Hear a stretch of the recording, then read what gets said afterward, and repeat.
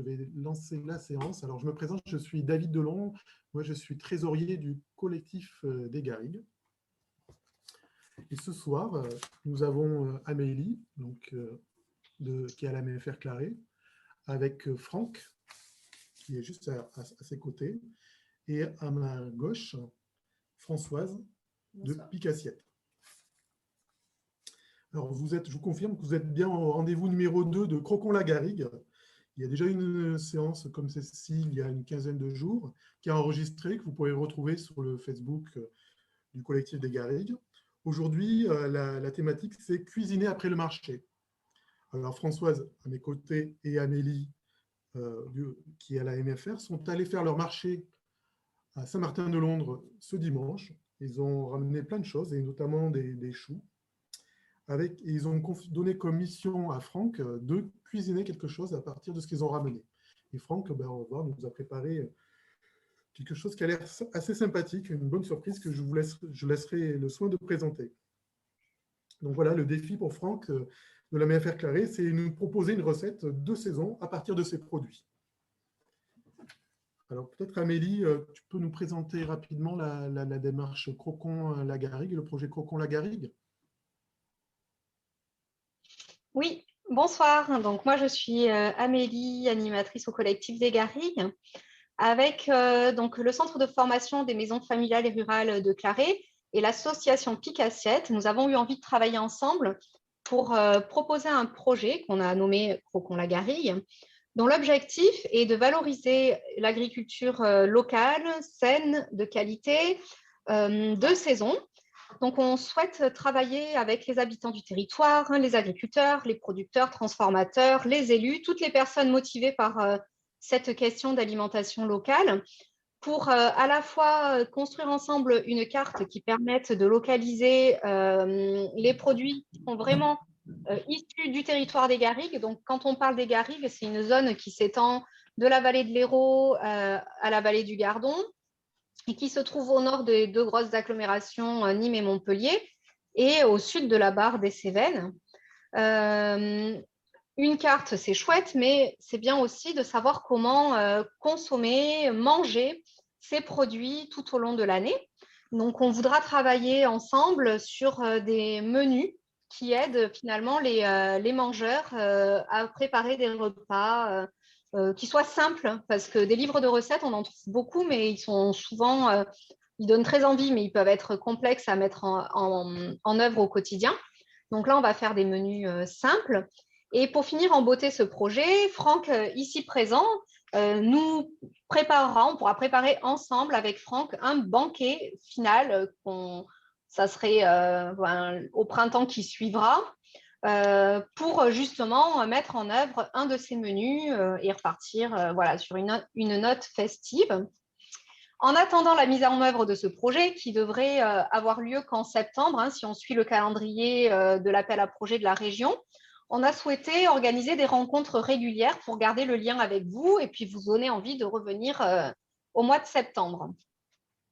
Donc ce soir, comme l'a dit David, on revient du marché avec des légumes, les légumes de saison. Enfin, on a rencontré une petite productrice, Antoinette, qui, elle, cultive des choux dans ses champs, qui cultive des choux, des jolis petits choux. Elle nous a expliqué que pour pas qu'ils gèlent, il fallait, une fois qu'ils avaient atteint la taille d'une pomme, comme ça, elle les récoltait.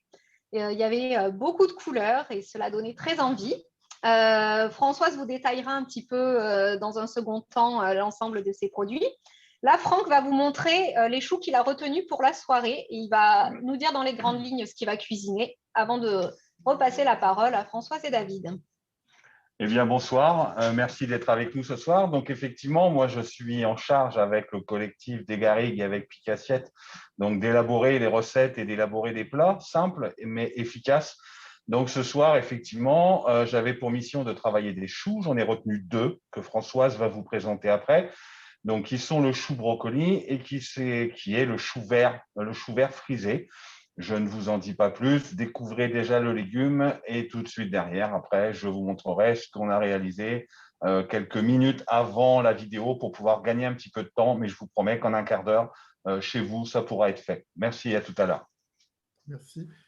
Donc, je passe la parole à Françoise pour qu'elle se présente rapidement. Alors bonsoir, moi je suis donc Françoise, je travaille pour l'association Pic Assiette. Je suis animatrice et coordinatrice des projets et notamment en collaboration avec ce fameux projet Croquons la Garrigue. Alors sur le stand d'Antoinette, on a vu du chou frisé noir, donc celui-ci, vert pardon, celui-ci il a une feuille qui est assez nervurée et qui est un peu cloquée. Donc ça, c'est le chou qu'a choisi Franck. Ensuite, on avait du brocoli.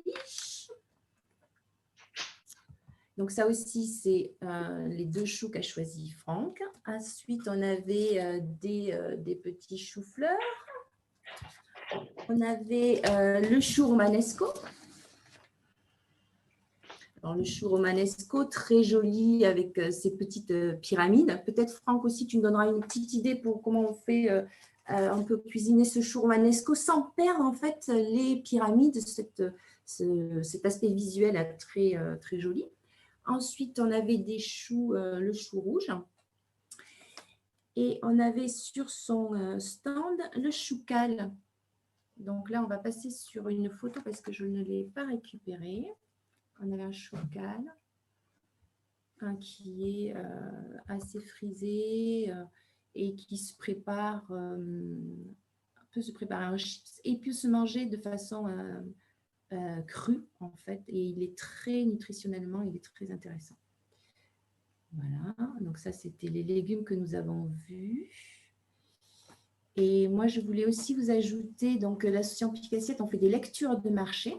Et je voulais vous proposer donc sur le marché de Saint-Martin, mais dans le Gard aussi et à Grabel, est née une information pour le mangeur. Parce que c'est bien, on se dit, chouette, on va au marché, mais comment savoir que le stand lequel on regarde, c'est des producteurs ou c'est des revendeurs. Donc, il existe un étiquetage en 3 couleurs qui permet en fait, juste en clin d'œil, en tant que mangeur, de savoir si le stand qu'on regarde, eh bien, les produits, ils sont du producteur ou d'un revendeur. Alors, pour savoir s'ils sont du producteur, on est sur un étiquetage vert. Le premier que vous voyez là, on est donc sur un étiquetage vert. Là, on se voit que M. Pipito, Xavier est producteur et qu'il produit ses choux-fleurs. Par contre, le brocoli, si vous regardez, il a un étiquetage orange. Donc là, M. Pépito Xavier ne produit pas le brocoli, mais il l'achète chez un copain, un producteur comme lui. Et on voit que ce brocoli vient de Vauvert. Et en fond, on voit par exemple pour le céleri branche que le contour de l'étiquette est violet.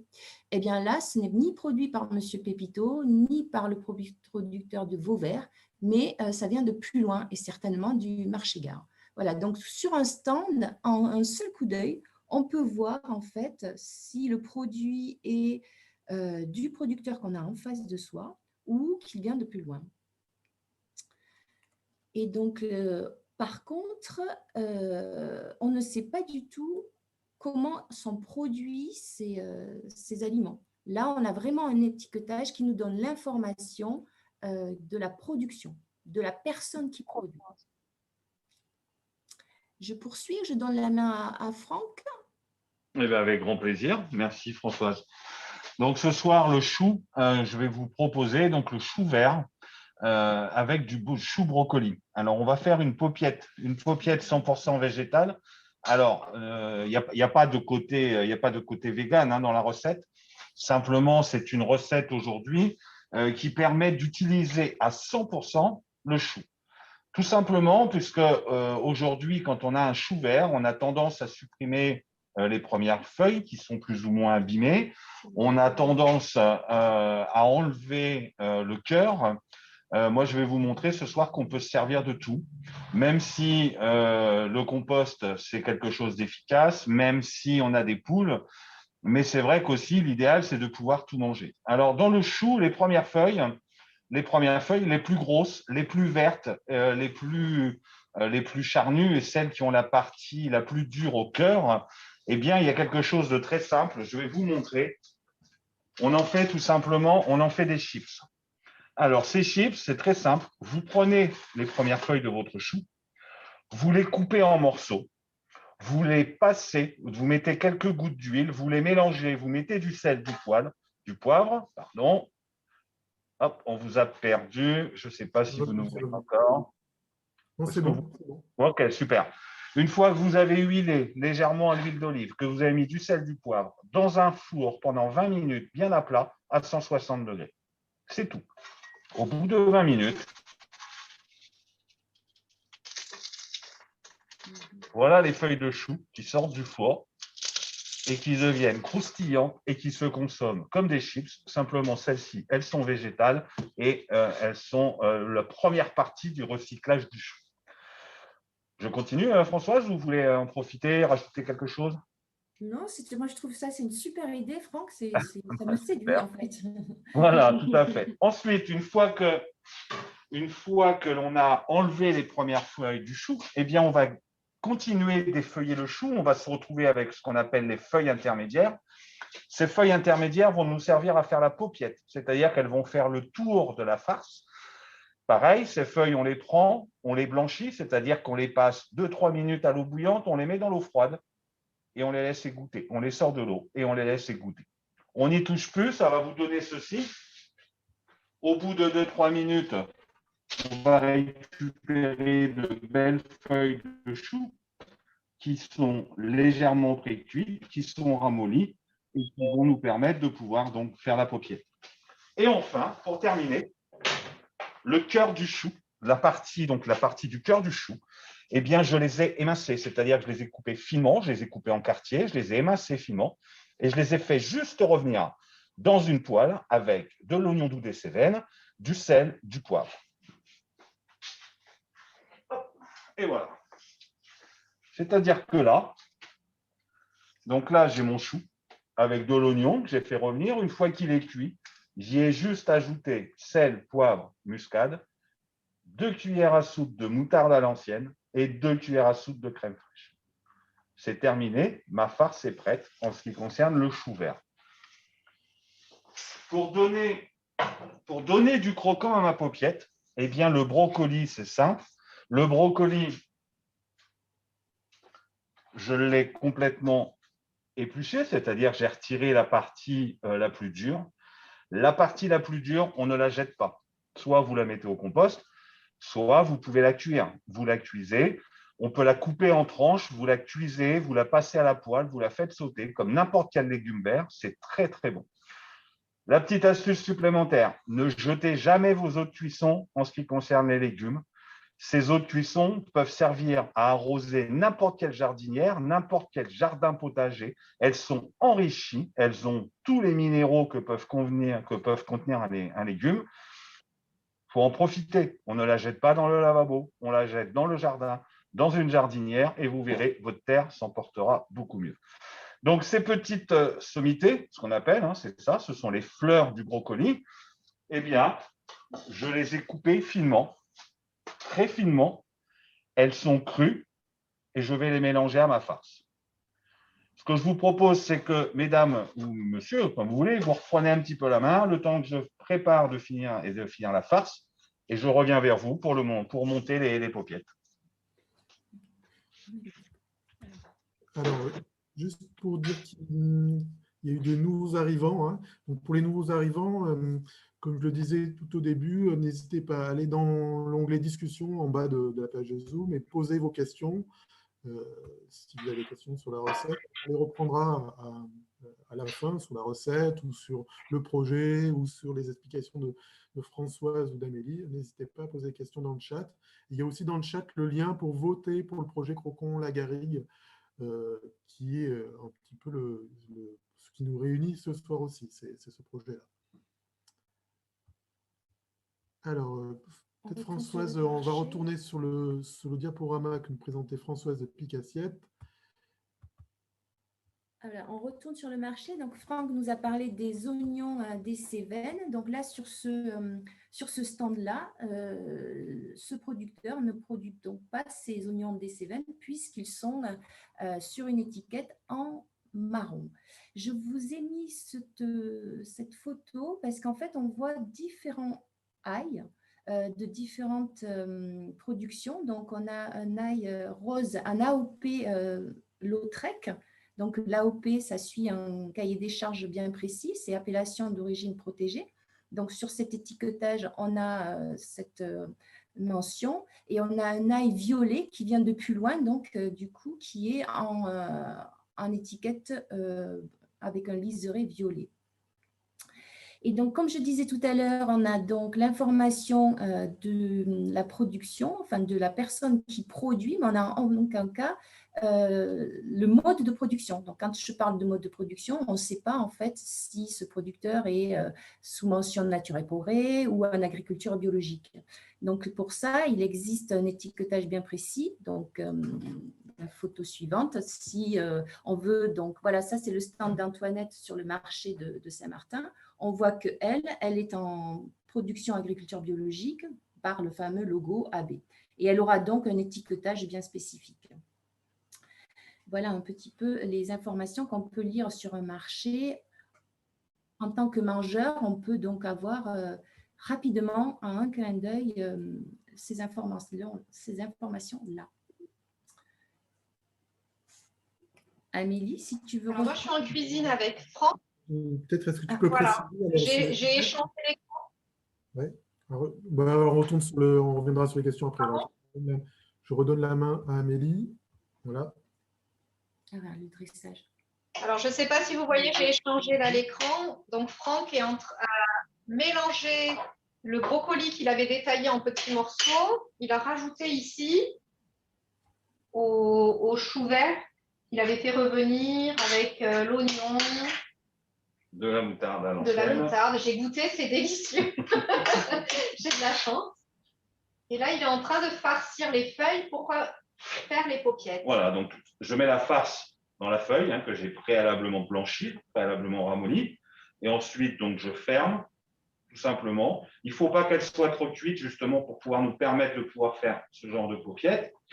Une fois que c'est fait, vous avez deux solutions de s'offrent à vous.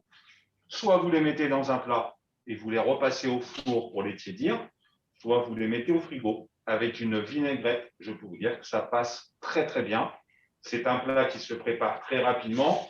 N'oubliez pas qu'on a nos petites chips de chou que l'on peut très bien mettre avec, ce qui nous permet d'avoir trois textures différentes. Une texture cuite avec le premier chou, une texture crue avec le brocoli et le côté chips, le côté croustillant, craquant qui permet d'aiguiser les papilles et qui nous permet donc d'avoir quelque chose à 100% avec le chou. Voilà. Alors, j'espère que vous avez bien entendu parce qu'on a oublié de déplacer le micro. Très bien entendu, je te rassure. En tout cas, Okay. bravo Franck, pour avoir relevé le défi. Là, moi, je retiens que dans le chou, tout est bon. Voilà, c'est pour confirmer que tout est bon. Aujourd'hui, il n'y a plus lieu de nourrir le compost et les poules avec du chou, sauf éventuellement avec les parties les plus dures que l'on trouve au milieu, la côte, tout ça, où là, effectivement, il faudrait que ça cuise des heures, mais on peut s'en servir aussi dans une garniture de légumes avec un peu de carottes, on peut passer l'ensemble du chou dans la cuisine en général. Pour terminer, pour répondre à ta question, Françoise, en ce qui concerne le romanesco, il y a une recette que moi j'aime beaucoup, que je mange, ça m'arrive d'en manger régulièrement. Je le cuis entier, c'est-à-dire que je vais le plonger dans l'eau bouillante salée entier. Une fois qu'il est mi-cuit, on va dire aux trois quarts, qu'on peut rentrer la pointe d'un couteau, mais que quand on va à l'intérieur, c'est encore légèrement ferme. Je le pose dans un plat, je lui mets une béchamel maison, je mets du gruyère et je gratine tout ça pendant un quart d'heure au four. C'est super bon, c'est rapide, c'est simple. C'est un chou que l'on peut creuser, que l'on peut garnir aussi, que l'on peut farcir, soit avec du poisson, soit avec de la viande, soit avec une farce de légumes. Le plus important, le romanesco, c'est de le plonger dans l'eau bouillante, entier ou comme le brocoli, c'est-à-dire de sorte à ce qu'on récupère la fleur. Et surtout, de bien le refroidir. C'est-à-dire que dès que vous le sortez de l'eau bouillante, vous le replongez immédiatement dans de l'eau froide, très fraîche, d'abord pour arrêter la cuisson et surtout lui permettre de pouvoir garder sa couleur, éviter qu'il finisse de cuire tout doucement. Le froid va donc stopper net la cuisson et lui permettre de garder toutes ses qualités. Voilà. Et juste, donc, tu me lances une question que j'avais. On parle d'une première cuisson au chou vert pour qu'il soit plus digeste. Alors, oui, effectivement. Alors, alors ça dépend de la saison. Là, on est en pleine saison du chou. Alors, si déjà on enlève le cœur, hein, c'est-à-dire que sur le chou, effectivement, si on enlève déjà la partie ici, on va déjà supprimer une certaine amertume. Le fait de blanchir, et c'est d'ailleurs pour ça que ce chou frisé, on le mange rarement cru. Même dans le cas des chips, il est passé à l'huile et il est cuit au four. Donc, il a été cuit. Là, celui-là a été blanchi. Et là, la farce a été cuite. Tout simplement parce qu'effectivement, le chou vert frisé cru a une toxine qui peut effectivement embarrasser certains intestins et certains estomacs. Ce n'est même pas une question de fragilité, c'est une question de réaction. Donc, oui, effectivement, contrairement au chouquel, par exemple, qui lui se mange cru, il n'est pas conseillé de manger du chou vert cru. Tout à fait. Ok, merci.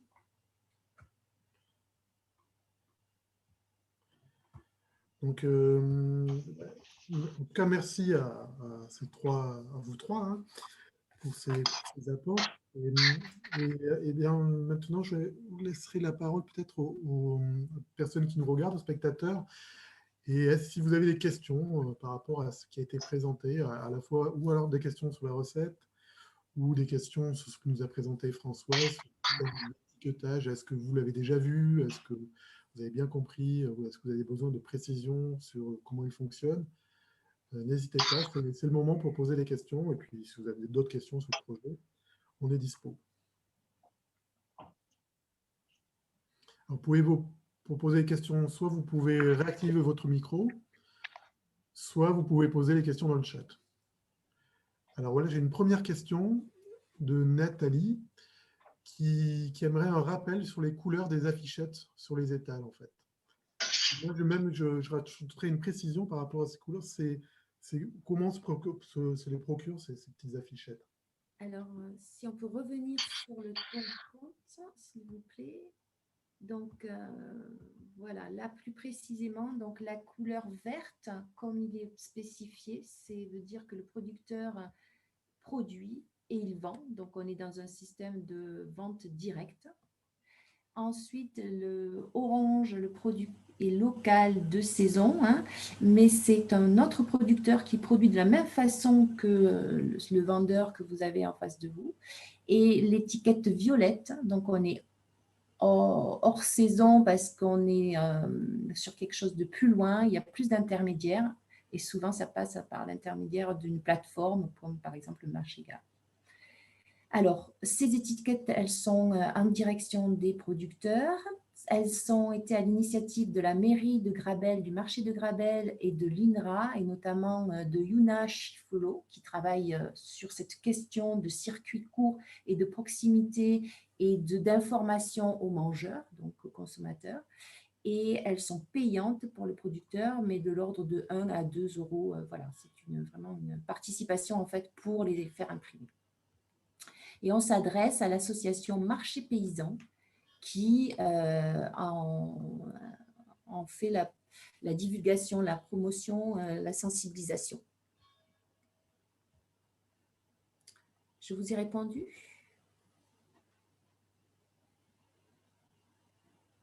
Nathalie, je vous vois pas. Super. Avec plaisir. Michel, oui. Alors, on ne t'entend pas, Michel. Peut-être je ne sais pas si tu as peut-être demandé la parole, mais on ne t'entend pas. Je peux essayer de réactiver ton micro. Oui, c'est bon. On t'entend. Ouais. Je n'étais pas branché, mais enfin, bon, moi, ça me donne des idées de cuisine, même si je suis un piètre cuisinier, mais j'aime bien les légumes. Je me fais une soupe du tonnerre de Dieu, là, où je mets tout ce que je trouve sur les étals. Mais j'aime bien le chou, même si c'est un légume. On n'entend plus Michel. Hein? Pardon? Tu m'entends plus? Allô? Michel, on n'entend plus. Ah bon? Nous, on l'entend, David. Hein. Ah, bon, bah, c'était nous qui avions un problème. Alors, on n'a pas entendu Ouais. sa question. Vous m'entendez pas là? Là, c'est bon, j'entends à nouveau. Oui. Voilà. Si, Donc, si. je voulais dire que en ce qui concerne le chou, c'est quand même un légume qui a parfois des inconvénients sur le plan gastrique. Ouais, tout à fait, je vois ce que vous voulez dire, Michel. Oui, Au même titre que les flageolets et les haricots blancs, si j'ai bien compris. absolument. Voilà. Oui, non, mais effectivement, il y a des gens qui ne le supportent pas, il y a des gens qui vont le supporter moyennement. Il est préconisé, comme ça a été dit tout à l'heure, effectivement, plus vous allez le blanchir, plus ça va supprimer. Je ne dis pas que ça va supprimer à 100%, mais le fait de le blanchir va vous permettre de pouvoir éviter ce genre de désagrément. Ou du moins le ralentir. Au même titre que pour l'ail, il y a des gens qui mangent l'ail entier, il y en a, il faut qu'ils retirent la petite racine à l'intérieur. Le chou, oui, le chou, je suis d'accord avec vous. Ah, aussi, c'est désagrément, mais c'est parce que je pense qu'il y a aussi un moment, peut-être nos intestins et nos estomacs ne sont plus habitués à manger du chou régulièrement. Le chou, il faut savoir que c'est un légume qui date du Moyen-Âge, donc il y a une époque où on mangeait que ça, hein, le paysan ne mangeait que du chou, puisque c'était un produit qu'il trouvait facilement n'importe où. Donc oui, c'est peut-être un légume qu'on n'a pas encore réussi à domestiquer. Et que pensez-vous des choux chinois? Alors, le chou chinois, pour moi, en tant que professionnel, pour moi, c'est une belle alternative. À partir du moment où on ne connaissait pas le chouquel. Le chouquel, c'est qu'un produit pareil, hein, qui date des millénaires. On a remis ça sur le marché il y a quelques temps et ça redevient vraiment à la mode. C'est vraiment un très bon produit et qui, par sa forme, effectivement, le chou chinois, même s'il est un peu plus serré, était une bonne alternative. J'ai travaillé du chou chinois pendant très longtemps parce que ça se mange cru, parce que ça se mange al dente, parce que ça se mange cuit, ça se marie avec tout pour faire des poêlées de légumes, pour faire des wok, c'est génial.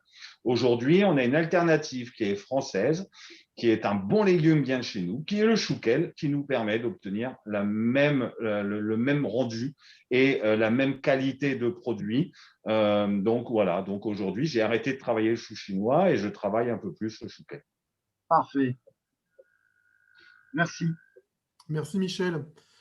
Ben là c'est quoi alors, François? C'est un chou chinois, Des choux chinois, parce qu'il y en a plusieurs. mais qui a été produit, qui est produit local quand même. Oui. Oui. Celui-ci encore.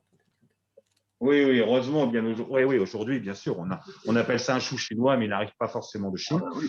On a de bons, très bons producteurs en France qui nous font de très beaux choux chinois. Simplement, le chou chinois, je pense qu'il a son mérite, il y a moyen de travailler le chou chinois. Et si vous avez l'occasion, faites-vous un jour un mélange de chou chinois et de chouquel, et vous allez voir que revenu dans un wok avec quelques carottes, quelques légumes d'hiver, des tranches, des petits morceaux de potimarron, vous allez vous régaler. Et justement, Franck, du coup, nous parle des carottes, des potimarrons. On n'a pas une passion pour le chou. Là, l'idée, c'était vraiment de s'appuyer sur les légumes qu'on a pu trouver au marché. Et dans le projet Croquons la Garrigue, on souhaite vraiment travailler, vous présenter des fruits et des légumes de saison. Et moi, je trouve, voilà, l'hiver, des fois, on commence un peu à se lasser à manger du chou ou des courges, des cucurbitacées. On retrouve beaucoup quand même les mêmes légumes. Et là, c'était chouette d'avoir quand même une recette un peu originale qui change de l'ordinaire. Le fait que ce soit assaisonné avec de la moutarde, ça apporte quelque chose de totalement différent. Et moi, je vois, j'ai des jeunes enfants qui sont pas toujours faciles à manger. Enfin, pour leur donner à manger, c'est pas tous les jours évident. Et je pense qu'une recette présentée comme ça peut leur donner envie. Elle est très attractive pour des petits, quoi. Hein. Moi, j'y planterais bien quelques branches de carottes dedans pour faire un aspect hérisson. Et alors là, ils sont séduits. Ils les mangent tout de suite. Amélie, tu as tout à fait raison. La recette que je vous ai présentée ce soir, c'est vraiment la recette basique, la recette de base que l'on peut consommer telle quelle. Mais derrière, laissez libre cours à votre imagination, laissez libre cours à vos envies. Vous ajoutez dans cette paupiette de chou ce que vous voulez. Il vous reste des morceaux de poulet, il vous reste du poisson, il vous reste, peu importe, vous en faites ce que vous voulez. Laissez libre cours à votre imagination. Sachez qu'aujourd'hui, voilà, le chou peut être consommé à 100% et derrière, à vous de jouer. Moi, je retiendrai aussi la simplicité de la recette et le rapide, en fait. C'est surtout ça aussi qui m'a séduit dans ce que tu nous as proposé, Franck. Rapidement, on peut avoir quelque chose qui change de l'ordinaire avec deux, trois ingrédients. Donc, j'imagine aussi que par rapport au coût, donc c'est un coût. Ah bah là, oui. Là, on regarde. Là, on est sur, voilà, on est sur quatre paupiettes. J'ai passé un chou vert, hein, tout simplement. Il en reste encore un petit peu. Et j'ai passé un demi-brocoli. Voilà. Donc, effectivement, par rapport au coût, ça permet de se nourrir pour pas cher. Ça, c'est important. En plus, on est sur du local, on est sur un produit de saison. Donc, qui dit produit de saison dit produit abordable. Voilà, simplement, ne faites pas l'hérésie de me rajouter de la tomate. Voilà, essayons de garder le côté saisonnier. Mais après, je sais que, par exemple, si vous avez des tomates de cet été que vous allez transformer en sauce tomate mis en bocaux ou surgelées, peu importe la manière, mais vous pouvez très bien mettre une bonne sauce tomate maison sur ces 4 paupiettes et de pouvoir les passer au four pour les faire gratiner. Il n'y a aucun souci. C'est vraiment libre cours à l'imagination. En un quart d'heure, 20 minutes maximum, c'est réglé. Donc, ça permet de se faire plaisir à moindre coût et rapidement. Et comme on parle aussi d'alimentation locale produite sur notre territoire, on a vu, bon, les oignons, ils viennent pas de très loin, hein, des Cévennes. On parle ici de moutarde, de crème fraîche. Françoise, tu sais si ce sont des produits qu'on peut trouver aisément en garrigue? Alors là, on est quand même sur un territoire qui va, voilà, du Gard et de l'Hérault, je l'ai présenté en introduction. Est-ce que ce sont des produits, des épices? C'est souvent ça quand même qui permet d'agrémenter un plat. Est-ce qu'il y a une saisonnalité et qu'est-ce qu'on va pouvoir trouver, nous, facilement en garrigue?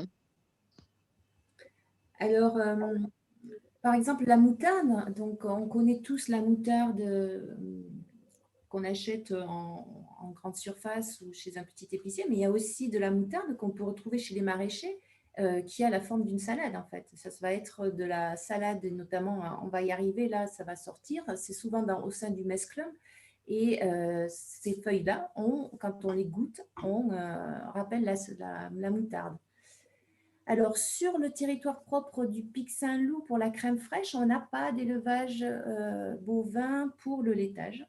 Mais peut-être au nord du territoire, plus vers le Gard. Et la saisonnalité, donc du coup, et en ce moment, par exemple, on n'aura pas de fromage, on n'aura pas de produits laitiers puisque les bébés vont naître, donc on n'aura pas de laitage dans le troupeau. Voilà, je ne sais pas si tu avais… Ça, je trouve que c'est une information intéressante. Hein. Ouais. Oui, Oui, je confirme ce que tu dis, Françoise. Alors, c'est vrai que nous, on a rajouté de la crème fraîche parce qu'il faut aussi, et on peut l'agrémenter avec si on veut vraiment rester saisonnier, on peut très bien, effectivement, ne pas mettre de crème fraîche. On peut très bien rajouter un pesto d'herbe des garrigues. On peut rajouter, je le testerai demain, donc ça sera pour la prochaine émission, mais demain, je vais la tester avec le sirop de thym donc, que l'on a fait avec Guillaume il y a quelque temps. Voilà, parce qu'effectivement, eh bien, le but du jeu, le final, c'est de pouvoir faire ce banquet avec 100% terroir, 100% local et 100% saisonnier. Voilà. Avec un petit Peut-être de roquette. Oui, surtout qu'en revanche, on trouve facilement en garrigue oui, des salades sauvages de la même famille que le chou, hein, des crucifères. Donc on peut très bien trouver effectivement de la roquette ou dans les vignes. Bon, il faut toujours faire attention quand on récolte dans les vignes, mais en ce moment, il y a une roquette, une fausse roquette à fleurs blanches qui va commencer à fleurir de partout et qui a du goût. On trouve aussi du pin blanc, donc une sorte de brocoli sauvage. Et effectivement, on peut aussi expérimenter, innover en remplaçant la moutarde par ce genre de plantes qui sont de la famille des crucifères et qui ont des goûts assez prononcés. Françoise, tu voulais…